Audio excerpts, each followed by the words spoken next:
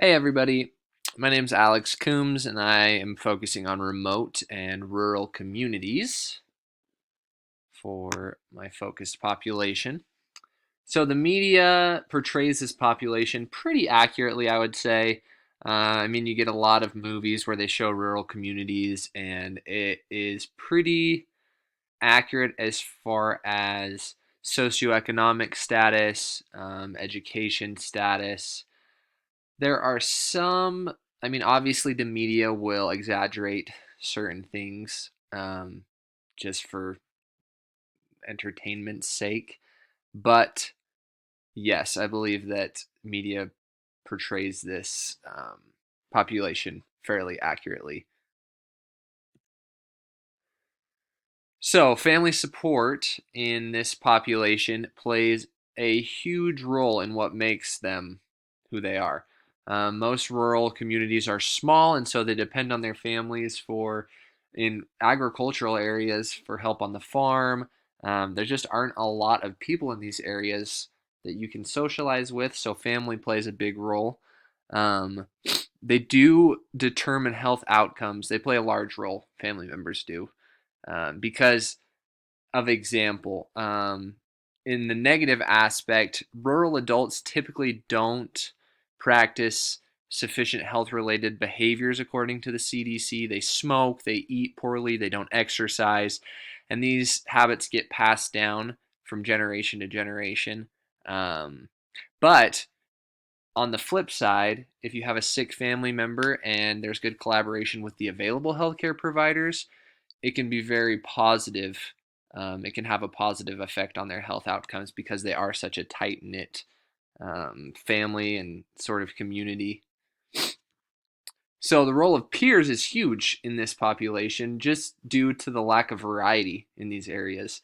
I know people that lived in very rural communities where there was 13 people in their graduating class. That doesn't give you a lot of options as far as friends. Um, According to a Polish article, the influence of a child's peers has a huge role on how those people will become in adulthood. And I think we're all aware of that. It's pretty obvious. If you have your child hanging out with someone who doesn't participate in healthy behaviors, who smokes, who eats poorly, your child will more than likely end up doing the same thing. And this is just exaggerated in these rural and remote communities because of the lack of access to variety of people to interact with. And like I said before, it is cyclical in nature. The health disparities that these um, populations face. If, for example, alcohol abuse, it is a major problem in rural America, and according to the American Addiction Centers, children that are exposed to alcoholic parents or live in an alcoholic household are significantly more likely to become alcoholics themselves or marry somebody who is an alcoholic. And we all know that alcohol does not contribute to good health, um, and is very negative. The effect that alcohol has is very negative on my population, and it just gets passed down from generation to generation, as well as the other unhealthy behaviors that we spoke about. It just gets passed down. So the legal and political system, it's interesting because the rural and remote population encompasses a lot, many different cultures. For example, a rural population in, let's say, California is significantly different from a rural population in, let's say, North Dakota. Um, but there are some similarities as far as politics and legal concerns are.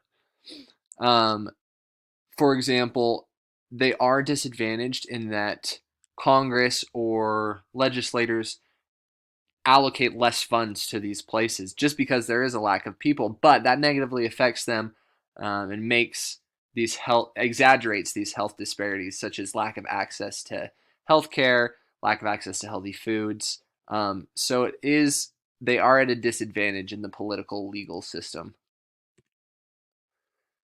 Potential barriers for health in this population, what makes them more vulnerable than the larger community, are a bunch of things. I recently just went up to a rural population in Idaho, and the barrier that they face is that they don't like being told what to do by the government. And so I observed very little use of mask in the current climate that is not contributing to their health.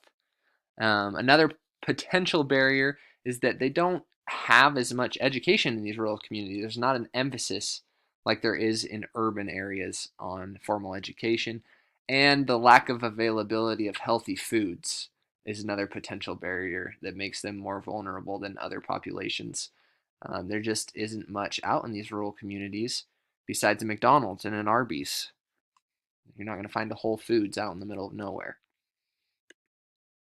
So on the international level, there are it's just this is a hard one because a rural community in Brazil in contrast to a rural community in Russia is so different. Um, and they do face different challenges. Some of the examples that I came up with through research is just like the rural communities in China, the Uyghur Muslims that we've been hearing about in concentration camps and stuff. They are in danger. They're being persecuted, as well as indigenous tribes in Brazil. Um, Deforestation and the lumber industry is pushing them out, and they face those dangers. But even in the United States, there are communities that are shunned for their religious beliefs, political ideology, especially in today's climate, and their way of life. Socioeconomic status is huge. According to the Centers for Disease Control, these people in these remote rural communities are poor. Um, they don't have money for education. They don't have money for healthy foods. They don't have money for healthcare. So it plays a huge role in determining their health, just their lack of socioeconomic viability. Race and ethnicity is, like I said, the range of this population is so enormous. There isn't really a way to narrow down race and ethnicity disparities in the rural population. Um, but, I mean, as we know, race and ethnicity are directly correlated to certain chronic diseases, and just depending on the makeup of that rural community, they could be more susceptible to these diseases. Religion is actually an enormous factor for health in these this population. For example, well, first let me say that typically rural and remote communities are highly religious. Everywhere you go, you'll find highly religious people in these communities. Some examples that I came up with were the Maasai tribe, a bunch in Africa actually. And the practices that these religions participate in are not good for their health most of the time. I found some negative ones. I know that there are positive ones, but I wanted to just really point out that religion can have a negative effect on health of this population. The Maasai tribe in Africa, they spit at each other when they greet one another, and it's a sign of respect. That is not good from a communicable disease standpoint.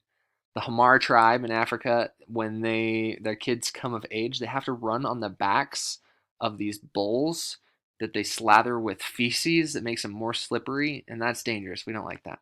And then a lot of circumcisions are done when boys are 16 to 18 years old, and they're done with just a hot knife in the rural communities that they are found in. And with the climate today and the COVID pandemic, a lot of these religions meet regularly, and this facilitates the community spread of COVID-19, which is not good. Gender, there's so many, like I said, so many cultures, but according to the United Nations, women in rural communities typically have less access to credit for starting businesses, they have less access to healthcare, and less access to education than men, which contributes to a poor outcome for women generally. Geographical location is what defines this population. These rural and remote communities don't have access. That is their main thing. They don't have access to healthcare. They don't have access to healthy foods. They don't have access to economic opportunities. And all of these factors contribute to um, like their health is just not as good because of these things. These are disparities that they've had forever, but telehealth is actually working on this. It makes it much easier to go to the doctor when the doctor is 200 miles away if you can just get on the internet and talk to them face to face. And so that's one of the benefits of telehealth with this specific population. It could be tremendous in helping salvage the disparities that rural communities face versus urban. But a lot of the rural community, even in America, still doesn't have high speed internet. So we need to take care of that before we can focus on really implementing telehealth.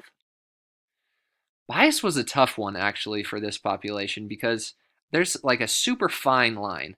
Like I can be implicitly biased to somebody from an extremely remote area by just subconsciously viewing them as very conservative, very religious, not as intelligent. But then you can also be very explicit in your bias towards this population about them being uneducated, about them being higher substance abusers, and how they can be politically extreme.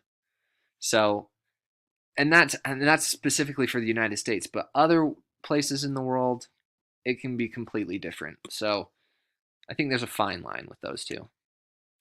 Um, Regardless of where you are, I think that rural and remote communities face similar health disparities. Um, the main one being access. There's not a high enough density of people in these communities to justify building a hospital, and so they don't have access to this hospital to these services that contribute to good health. They don't have their economic factor of these communities is not good enough for, let's say, a Whole Foods or a Costco to go and build a store that would have healthy foods. So McDonald's and Arby's ends up there, and so they just don't have access to good food. And then also education is a huge one. Um, Typically, these people are less educated than their urban counterparts, and that results in unhealthy lifestyle choices such as smoking, alcohol consumption, and a variety of other things.